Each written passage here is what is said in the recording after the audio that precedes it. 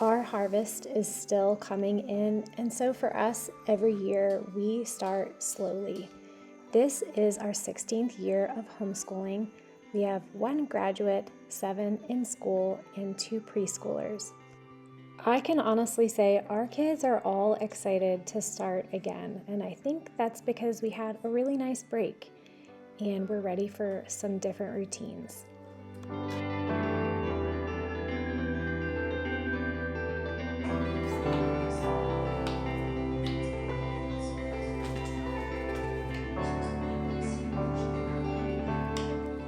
September is still very busy for us because we are bringing in so much of our harvest every day. Today it's green beans and tomatoes and peppers, but many hands make light work. We do officially start our school year at the end of August, but for us it's a slow start all the way through the month of September. And then in October, when our broiler hens are processed, our pigs are processed, all of our garden is finished, then we really jump in full speed ahead with our bookwork. If you're new here, hi, welcome. My name is Sherry. I'm a homeschooling mom to 10 kids. My husband and I have been married for 25 years, and I love encouraging other moms here on my YouTube channel and on the blog ourlifehomeschooling.com. I know what it's like to be in the trenches with dishes, diapers, babies, dirty laundry, meals to make, homeschooling, and I want to encourage moms that are coming up behind me in the same way that so many moms ahead of me encouraged me when I was in that stage.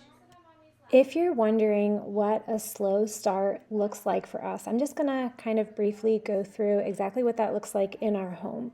Now, normally during the average part of our school year, our day is fourfold. First, we do morning time. Secondly is chores and cleanup.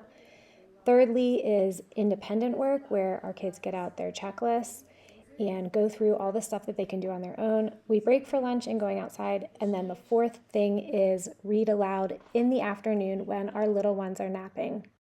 When we do our slow start in September, it pretty much follows this same basic routine, but it's just lighter. So in the morning, I usually read a little passage of scripture or a Bible story. We'll watch World Watch, but we don't go through our normal full morning time routine. I might start memorizing some scripture, pick out some of the scripture we're going to do. I have already put together the morning time notebook that we will be covering for the whole year. If you'd like to look at that, I'll leave the link below. It's also on the blog ourlifehomeschooling.com, but we don't get deep into that until October when our harvest is finished. After breakfast and our shortened version of morning time, we do our chores like normal. We've been doing this all throughout the summer, so this really doesn't change all that much. Just before the sand beds, lightning pulled into the lead. Suddenly, a burst of dusty sand exploded around him. Lightning couldn't see a thing in the cloudy mess, but he remembered to keep racing forward. Jenna offered to read to Ben and Holland, so that really helped us to get things cleaned up a little bit more quickly this morning. After we do our shortened morning time and our chores, then I have the kids do their independent work. And during our slow start, I ask them to do reading, writing, and math. I don't even have all of their checklists printed out. I spend the first 2 weeks, as I get time, sitting down individually with each of our kids. I sit down with each of them and I go over the things that I'd really like for them to complete in the school year, and then they talk about the things that they would like to do, and we just kind of find a happy medium and we make the checklist up together. I really like doing it this way because it helps them take ownership of their work. But before we have the checklist put together, I ask them to do some reading, writing, and math. The ones that are old enough start with their individual Bible reading, and then they move on to a math lesson. Now, we don't start a new math curriculum and finish it necessarily all in 1 year. Some of my kids do. Some of them finish it and move on to whatever is next. But we just make our goal progress. So for most of our kids, they are right in the middle of a math book somewhere, like at the end or even like a couple chapters in. They're all at different places. We just pick up where we left off and start again. Now, of course, since they had a break over the summer, some of them need some review. So we just take this one child at a time, one day at a time. Some of them were able to just pick it back up and get right in. Others, like my one daughter, for example, was in the middle of studying percentages. And this is a little harder concept for kids to understand. So I needed to take the time to go back and review from the beginning of that chapter on percentages to help bring her up to speed. So everyone gets out their math and does a math lesson. And then for writing, we do copywork. And the kids that are old enough, I also ask to do a page in their language notebook. Okay, so you need some copywork. Okay, take this pencil, go sit at the table. I'm gonna bring you some copywork to do, okay? Am I doing cursive yet? Yes. We have a couple different things that we use for copywork, but one of the main things that especially my younger kids use is the seasonal copywork that I have on the blog. This is fall copywork. It's all taken from quality literature and scripture verses. So I pulled this out for William to start on. So just as a little recap, for a slow start, other than morning time, and I'm going to get to our read aloud in the afternoon, I have the kids do reading, writing, and math on their own. For reading, they'll do some of their Bible reading, and then each of them are always working through some quality literature book. Whether it's summer or school time, our kids are always reading something. So that's something that they'll do in the afternoon right before I read to them, usually while I'm putting my little ones down for naps. Math, they pull out the next lesson and work on that. And then for writing, they do copywork, and the older kids do language pages. 29? 28. And 28. Now, I think it's important for me to mention that this is the first year in a while that I don't have a beginning reader. Our youngest son is reading on his own, and then the next child up, Holland, is not quite ready for that yet. So that changes things a little bit for us.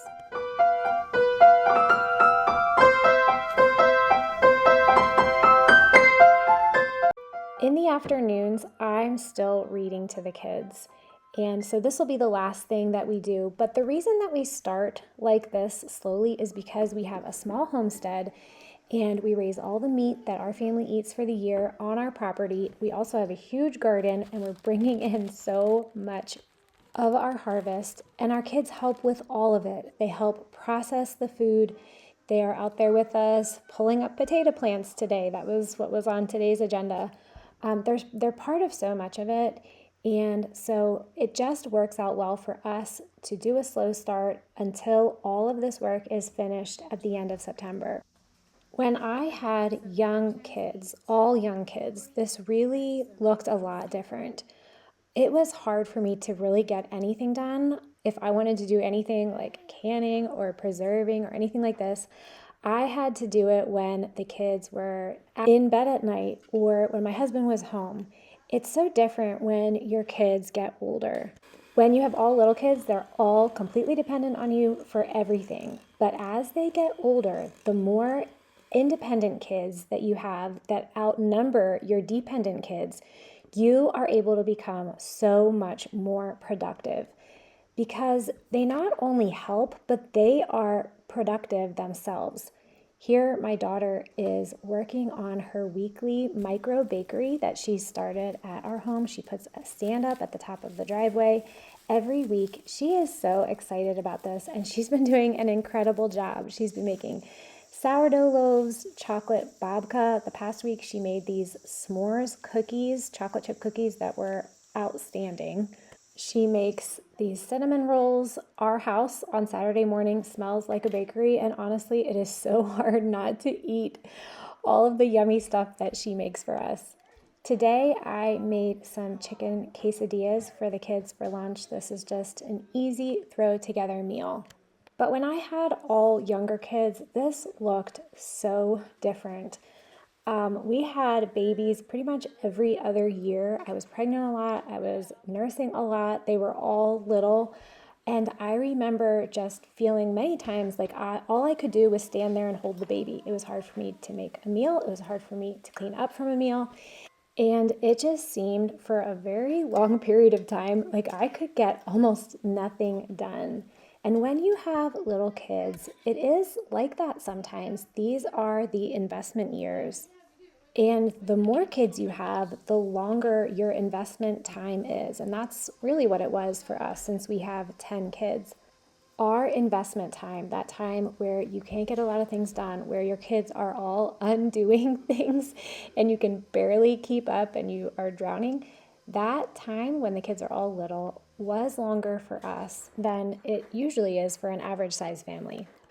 However, I will say that to the degree that you aren't able to get things done when your kids are little, that's the same degree that you are able to be productive when they all get older. When they get older, this has the opposite effect. You are incredibly productive, not only because you have so many kids that can help, that are useful, but because they're producers themselves. Our older boys have a car detailing business. We have 3 drivers right now. We have a couple older girls that have babysitting jobs. Our daughter wants to start this micro bakery.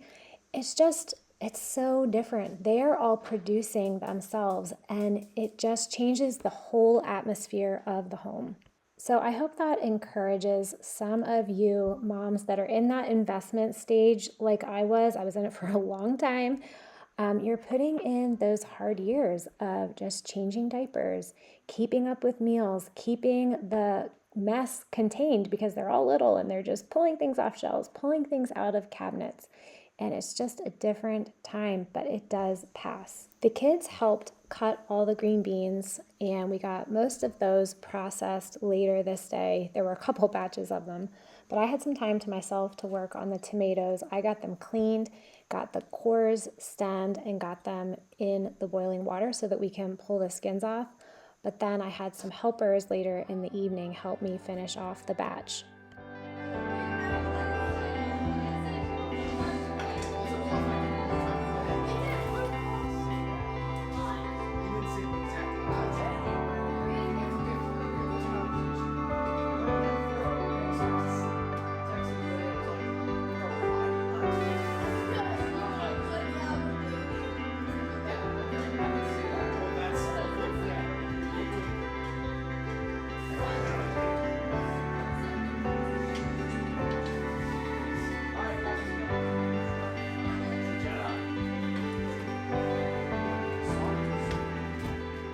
So for the next couple weeks, we're going to be finishing up the tomatoes that are coming in from the garden. We're still getting green beans.